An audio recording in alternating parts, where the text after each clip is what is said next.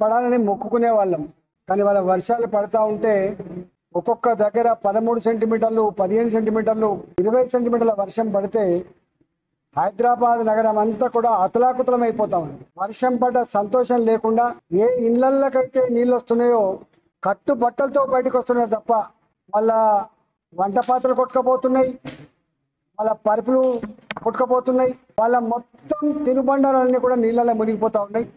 అన్నమో రామచంద్ర అని చెప్పి బిక్కు బిక్కుమంటూ బతికే పరిస్థితి వచ్చింది. రెండవది డ్రైన్ వాటర్ అంటే వర్షపు నీళ్లు, అదేవిధంగా ఈ మురికి నీళ్లు, ఈ రెండు కలిసిన నీళ్ళతో మొత్తం ఇళ్ళన్నీ మునిగిపోయిన తర్వాత కంపవాసన వస్తున్నాయి.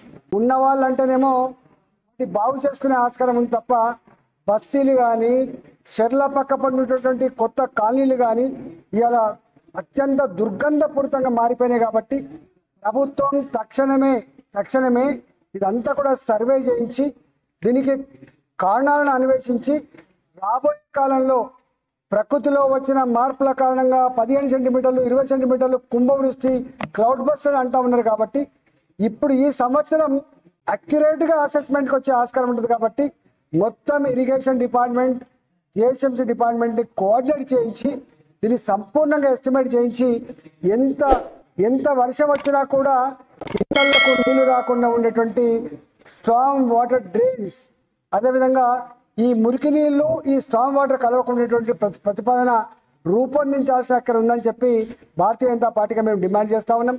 రెండవది, ఈ నీళ్ళ వల్ల రోడ్లన్నీ కూడా బ్లాక్ అయిపోతున్నాయి. నీళ్లు పోక వెనుకకు తన్ని మొత్తం రోడ్ల మీద నీళ్ళు వచ్చి 3 ఫీట్లు 4 ఫీట్లు వల్ల ట్రాఫిక్ అంతా కూడా 10 గంటలు 12 గంటలు అసలు బిక్కుమంటూ ఏమైతో తెలియని పరిస్థితి ఉన్నది. అంతేకాకుండా ఈ డాంబర్ రోడ్లన్నీ కూడా ఫీటు 2 ఫీట్ల హోల్స్ పడ్డాయి.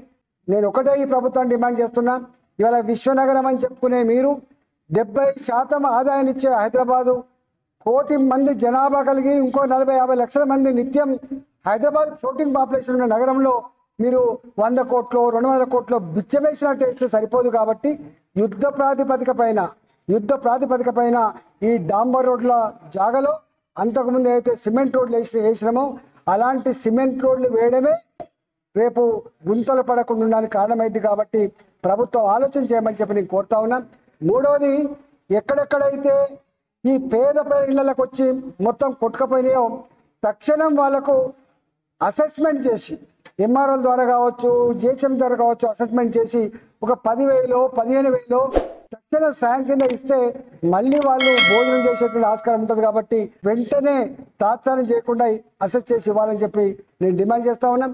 నాలుగవది, ఇవి బస్తీలలో ఉండేటువంటి గోడలన్నీ కూడా నానిపోయినాయి. 4 ఫీట్లు 5 ఫీట్లు నీళ్ళు వచ్చి నానిపోయినాయి. మొత్తం బూజు పట్టే ఆస్కారం ఉంది, ఫంగస్ వచ్చే ఆస్కారం ఉంది. కాబట్టి వెంటనే వైద్య శాఖను అప్రమత్తం చేసి మొత్తం క్యాంపులు పెట్టి ఎక్కడికక్కడ వాళ్లకు రోగాలు స్ప్రెడ్ కాకుండా చర్యలు తీసుకోవాలని చెప్పి కూడా మేము డిమాండ్ చేస్తూ ఉన్నాం. తక్షణమే వాళ్ళ ఇళ్లల్లో పేరుకపోయిన బురద కావచ్చు, ఇతరత్రా కావచ్చు, సాఫ్ చేసే దానికోసం ప్రభుత్వ పరమైన యంత్రాంగం అంతా కూడా ఇన్వాల్వ్ కావాలని చెప్పి కూడా మేము డిమాండ్ చేస్తూ ఉన్నాం.